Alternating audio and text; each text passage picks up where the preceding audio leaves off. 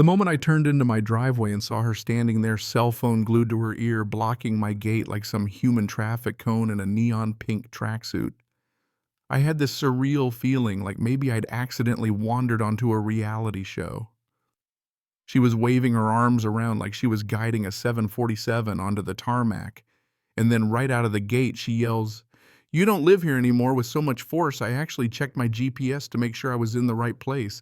I'm calling 911 right now." "We have trespassers," she hollered, and I swear 2 patrol cars showed up before I'd even put my truck in park lights, spinning like some 4th of July parade on my own property.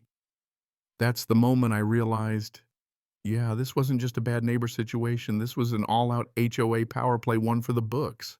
The deputy approached with that cautious, "I don't get paid enough for this" stride. "Sir, I'm going to need to see some ID," he said, all business, explaining they'd gotten a call about unauthorized folks trying to break in. And here's where the universe did me a solid, my wife.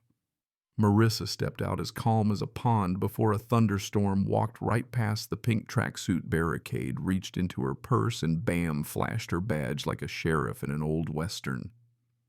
"Officer, I'd like to speak with your HOA president," she said, cold as January, showing her ID. "I'm an attorney with the State Housing Board Residential Oversight Division."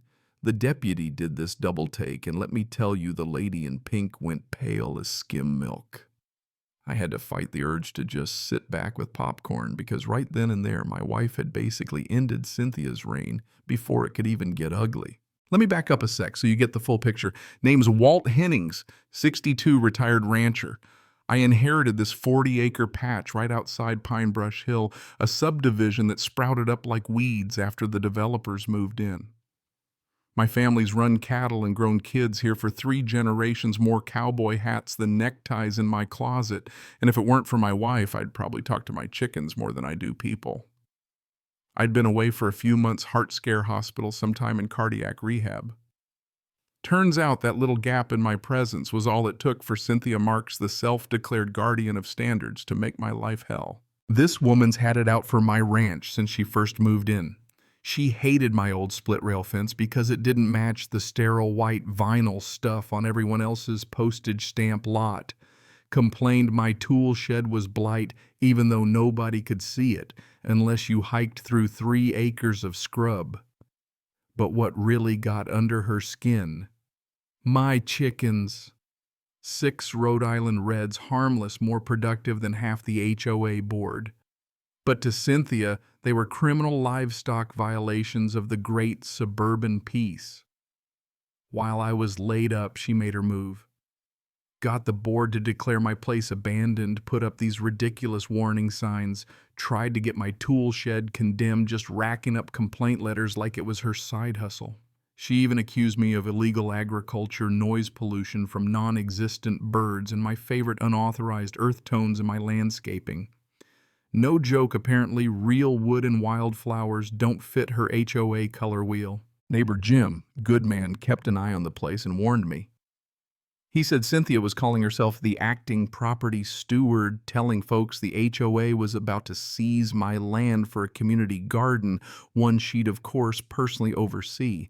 So when my doc gave me the green light to come home, I half expected trouble, but nothing like what I rolled into that day. Marissa insisted on coming along just in case, and well, good thing. Cynthia had already called the cops by the time we pulled up, waving her arms, yelling that we were trespassers, and swearing the HOA had taken legal possession of the land because of abandonment. The officer looked skeptical, but did his duty, asking for ID and writing everything down while Cynthia huffed like a steam engine behind him. Then Marissa stepped up, her voice steady and cool. "Officer, I'm with the State Board of Residential Oversight," and showed her credentials.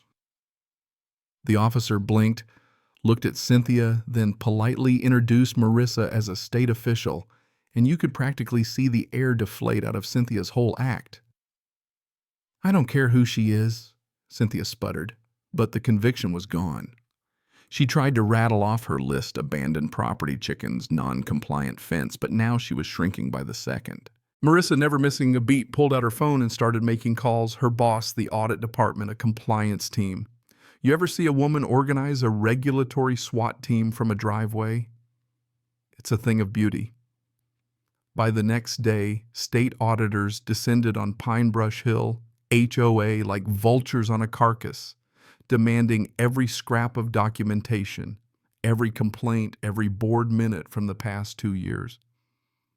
What they found, well, let's just say Cynthia should have quit while she was ahead. Turns out she'd been writing citations and slapping fines on folks without board approval, forging signatures to make her warnings look official, and get this, creating a slush fund for decorative wreath enforcement. $3,000 went to surveillance cameras just to catch people with grass too high. The HOA went into full-on meltdown. Lawyers everywhere, emergency board meetings, people running around like they just realized the Titanic was sinking. Cynthia blamed it all on her passion for community standards. Yeah, sure. The state wasted no time. Suspended Cynthia's powers, froze her ability to issue any more fines, and started building a case. The day she got the notice delivered mid-power walk by a process server was the best day I'd had since my heart scare. I celebrated by reinstalling the big metal rooster she'd made me take down, a 6-foot spinning windmill of revenge right by the road.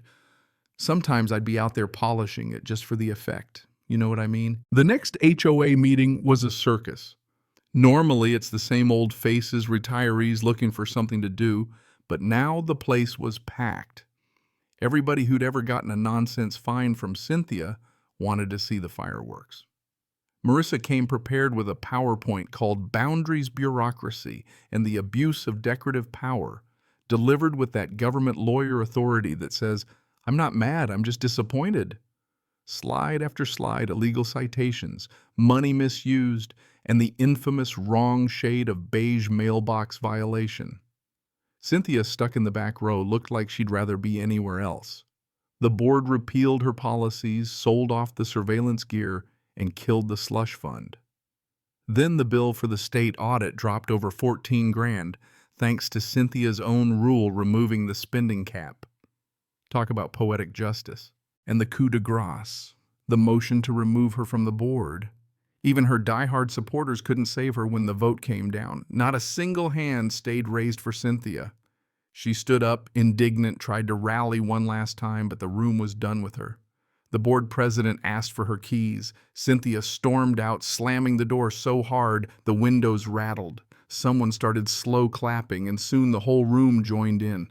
I've never seen a community so united. Nothing brings folks together like a shared enemy, huh? Now Cynthia hawks essential oils at the local farmer's market, still wearing her old HOA badge on her apron like she's some kind of war hero.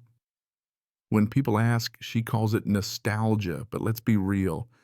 It's a reminder of a power trip gone wrong. My ranch is peaceful again, chickens clucking fence, standing proud, roosters spinning in the breeze. A monument to surviving suburban tyranny. Marissa framed Cynthia's first violation letter and hung it in our kitchen with a sticky note.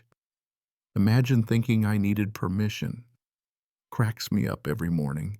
Saw Cynthia last week at the store. She was inspecting lettuce with the same intensity she used to reserve for measuring my grass.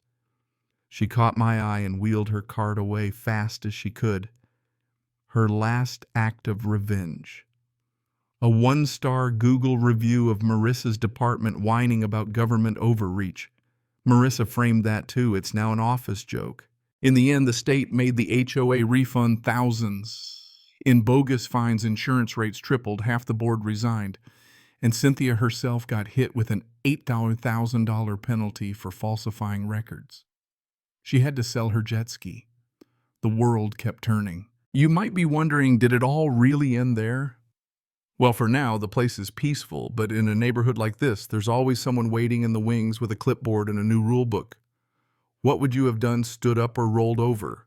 I'd love to hear your take. Drop your thoughts below. Tell me where you stand on HOA power justice and what really keeps a community together.